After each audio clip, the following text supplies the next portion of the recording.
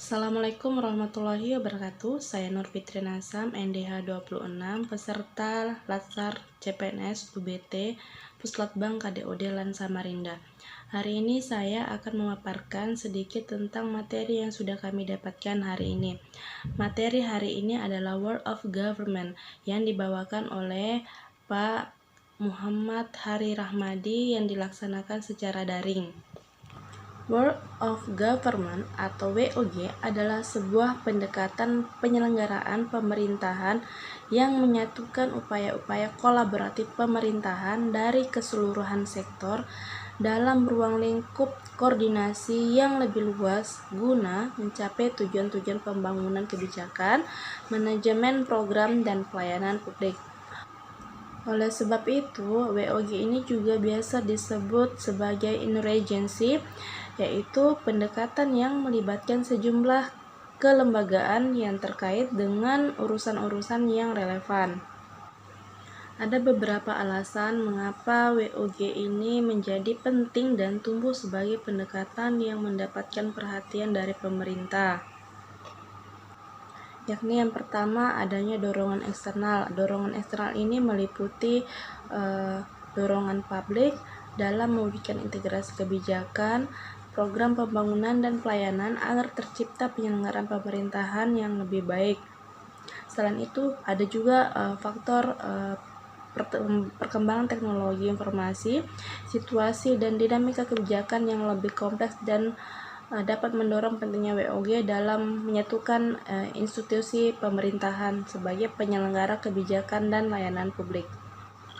Faktor yang kedua adalah faktor internal. Jadi dengan adanya fenomena ketimpangan kapasitas sektoral sebagai akibat dari adanya nuansa kompetisi antar sektor dalam pembangunan. Faktor terakhir yang dikaitkan dengan konteks Indonesia, di mana ini Indonesia mempunyai keberagaman latar belakang nilai, budaya, adat istiadat, serta bentuk latar belakang lainnya yang mendorong adanya potensi disintegrasi bangsa. Jadi pemerintah sebagai institusi formal ini berkewajiban untuk mendorong tumbuhnya nilai-nilai perekat kebangsaan yang akan menjamin bersatunya elemen-elemen kebangsaan ini dalam satu frame NKRI. Dalam penerapan WOG di berbagai negara tentunya memiliki tantangan-tantangan, diantaranya adalah perbedaan kapasitas SDM dan institusi. Yang kedua, nilai dan budaya organisasi. Jadi sama seperti perbedaan kapasitas SDM dan institusi, nilai dan budaya organisasi pun menjadi kendala manakala terjadi upaya kolaborasi sampai dengan penyatuan kelembagaan. Yang ketiga adalah kepemimpinan.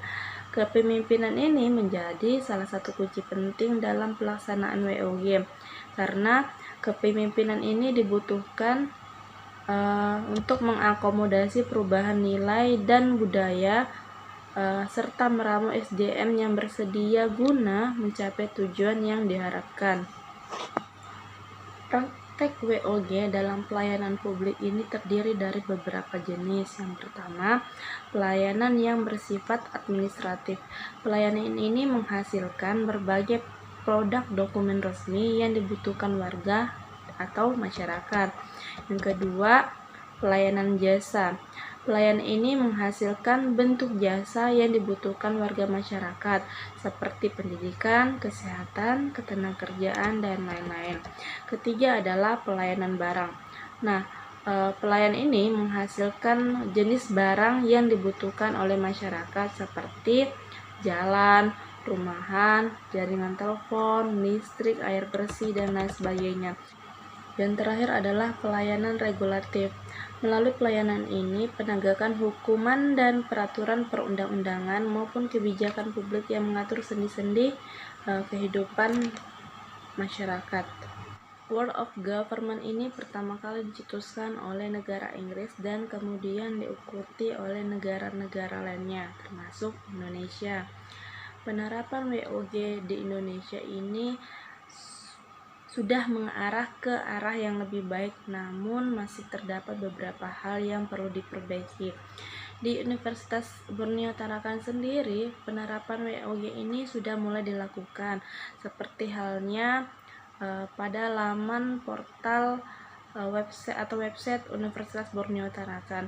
Semuanya kita sudah dapat mengakses informasi dari web tersebut, namun masih perlu perbaikan. Misalnya data-data dari fakultas itu belum lengkap, maka perlu adanya perbaikan. Di Universitas Borneo Tarakan juga terdapat syakat yang bisa diakses oleh dosen maupun mahasiswa.